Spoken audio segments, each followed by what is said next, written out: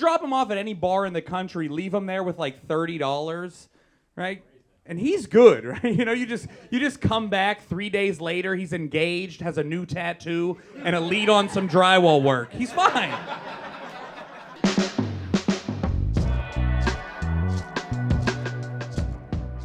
You know what you don't see enough of anymore are kids in bars.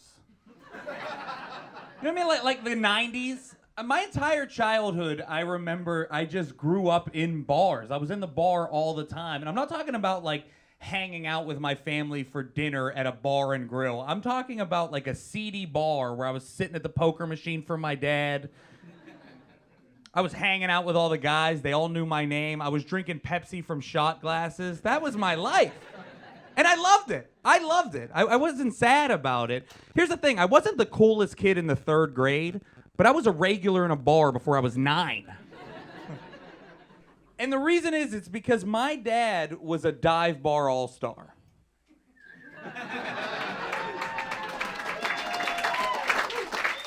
And what that means is he had this superpower where he could go into any bar in the country and just thrive.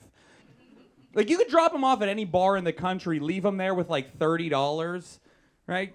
And he's good, right? You just come back 3 days later, he's engaged, has a new tattoo, and a lead on some drywall work. He's fine. He was like this alcoholic Bear Grylls, just man versus wild turkey. And like one time he woke me up at 9 a.m., hammer drunk still, or maybe he began at 8, I don't know, I was sleeping. And the first thing he says to me, he goes, "Hey kid, it's your brother's birthday, we gotta go get him a gift, but first, I'm getting a tattoo." His first tattoo, that is the wildest way to ever get your first tattoo.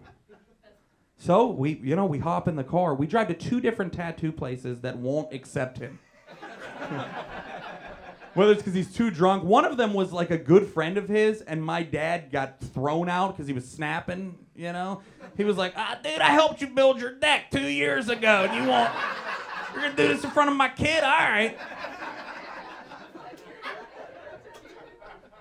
After we leave that second tattoo shop, the car breaks down. Instead of aborting the mission, he's like, oh, there's a bar right there. Pop into the bar, he grabs himself a drink, gets me some Slim Jims and maraschino cherries, a.k.a. lunch.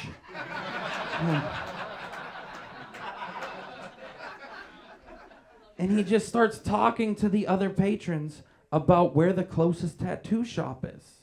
Guy's on a mission. He can't not get the tattoo, so they tell him. They're like, yeah, it's like 3 blocks away. So we go over there, and the lady at the counter is like, yeah, we don't care if you're drunk. We actually got beer here if you want some more.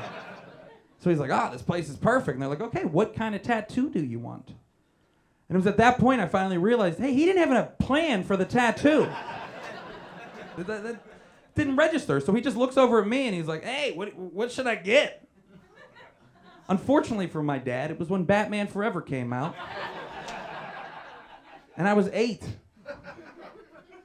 So till the day he died, he walked around the streets with just this effeminate purple symbol on his shoulder from the Val Kilmer Batman. We never made it to get my brother's gift, but I think that was better than anything he would have bought at Toys R Us.